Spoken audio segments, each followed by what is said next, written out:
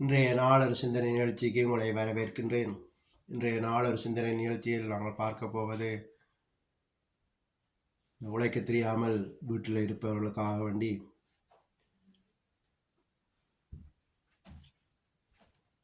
உழைக்க முடிந்தும் உழைக்க தெரியாமல் வீட்டுக்குள்ளே இருப்பவர்களுக்காக வேண்டி இங்கிலீஷில் ஒரு வசனம் இருக்குது, டோன்ட் வேஸ்ட் த டைம்னு சொல்லி. நேரத்தை வீணாக்காமல் வீட்டில் இருந்து நாடகங்களை பார்த்து கொண்டிருக்காமல் உழைக்க முடிந்த நீங்கள் உழையுங்கள். இன்றைக்கு உலகத்தில் எத்தனையோ குடும்பங்கள் தவிக்கிறார்கள், சாப்பிட வழி இல்லாமல்.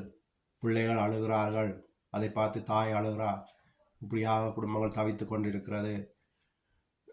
நீங்கள் உழைக்க முடிந்த நீங்கள் உழைத்து இந்த குடும்பங்களை தாங்க முடியும், அவர்கள் பசியை போக்க முடியும்.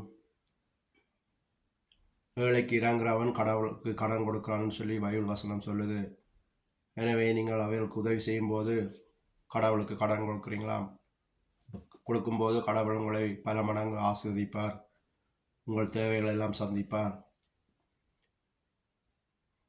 ஏதாவது காரணத்துக்காக வேண்டி நீங்கள் வேலைக்கு போகாமல் இருக்கலாம். சில வேலை தேடுறேன், வேலை கிடைக்குதுன்னு சொல்லலாம். சில நேரம் அடிக்கடி வருத்தம் வருது, காய்ச்சல் வருது, தலையடிக்குது, அதனால நான் வேலைக்கு போகலைன்னு சொல்லலாம். இந்த மெசேஜ் முடிய உங்களுக்காக நான் செவிப்பேன். தடைகள் எல்லாம் நீங்கும். நல்லா உழையுங்கள், முடிந்தவரைக்கு உழைத்து மற்றவர்களுக்கு பிரியோசனமாக இருங்கள். பைபிள் வசனம் சொல்லுது, நீங்கள் உலகத்துக்கு ஒளியன்னு சொல்லி, நீங்கள் உப்பாயிருங்கள்னு சொல்லி. அப்படியாக நாங்கள் உலகத்துக்கு ஒளியாக இருக்க பழகிக்கொள்ளணும்.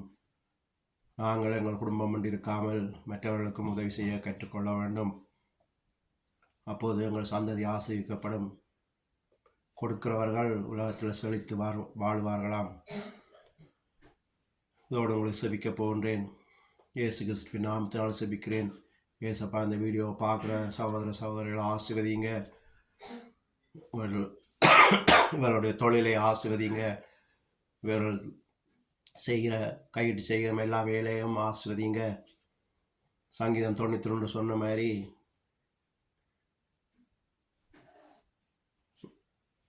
நீ கையிட்டு செய்யும் எல்லா வேலையும் கர்த்தர் ஆசீர்வதிப்பார், தடைகளை நீக்குவார்.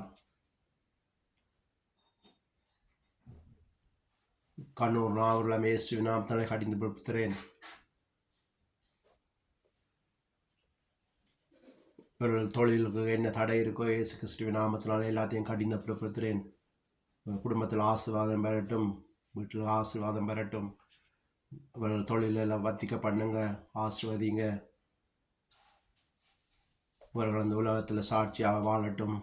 பல குடும்பங்களை ஆசீர்வதிக்க இவர்களுக்கு கையின் பிரயாசத்தை ஆசீர்வதிங்க. இயேசு கிறிஸ்துவின் நாமத்தினால செபிக்கிறேன் நல்ல பிதாவே. ஆமேன், ஆமேன், ஆமேன்.